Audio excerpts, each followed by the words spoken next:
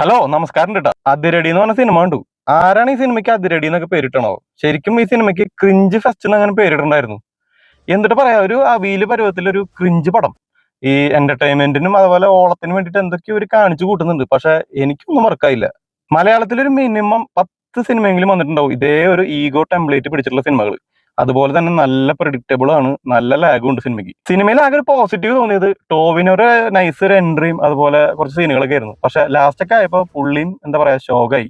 പിന്നെ കുറച്ച് പോസിറ്റീവ് തോന്നിയത് മറ്റേ എഡിറ്റിങ്ങും അതുപോലെ തന്നെ മറ്റേ എന്താ പറയാ കളറിങ്ങും പരിപാടികളൊക്കെ അത്യാവശ്യം നല്ലായിരുന്നു. പക്ഷെ സിനിമയിലെ സ്ക്രിപ്റ്റ് പോയാൽ കഴിഞ്ഞില്ലേ. പിന്നെ ബേസിലൊക്കെ അത്യാവശ്യം നല്ലൊരു ഓവർ ആക്ടിങ് ആയിരുന്നു. പിന്നെ നമ്മുടെ ഷാൻ റഹ്മാനും അതുപോലെ തന്നെ നമ്മുടെ വിനീത് ശ്രീനിവാസൻ നമ്മളെ കോംബോ ഒക്കെ അത്യാവശ്യം ചിലയിടത്തൊക്കെ വർക്ക് ആയിട്ടുണ്ട്. പിന്നെ അവിടെ ഇവിടെയൊക്കെ ഒന്ന് രണ്ട് കോമഡി സീനുകളൊക്കെ ഉണ്ട്. പിന്നെ നമ്മുടെ റിയ ഷിബുവിന്റെ ക്യാരക്ടറും അത്യാവശ്യം വലിയ അലമ്പാക്കിയിട്ടില്ല. പിന്നെ നമ്മുടെ വിഷ്ണു അഗസ്റ്റ അത്യാവശ്യം ഒരു ഇമോഷണൽ ട്രാക്ക് ഒക്കെ പിടിക്കാൻ നോക്കിയെങ്കിലും സാധനം അത്ര അങ്ങോട്ട് ഒരു ഇമോഷണൽ കണക്ഷൻ ഒന്നും വന്നില്ല മോനെ. പിന്നെ ഒരു അമ്മ പുതപ്പ് എന്ന് പറഞ്ഞൊരു പാട്ടുണ്ട്. ഉഫ് മോനെ, സഹിക്കാൻ പറ്റില്ല കേട്ടോ. അങ്ങനെ സിമ്പിൾ ആയിട്ട് പറയുകയാണെങ്കിൽ കുറെ റെഫറൻസുകളും പിന്നെ കുറച്ച് ക്ലീഷയും കുറെ ക്രിഞ്ച് പരിപാടിയൊക്കെ മിക്സ് ചെയ്തിട്ടുള്ള ഒരു പടം.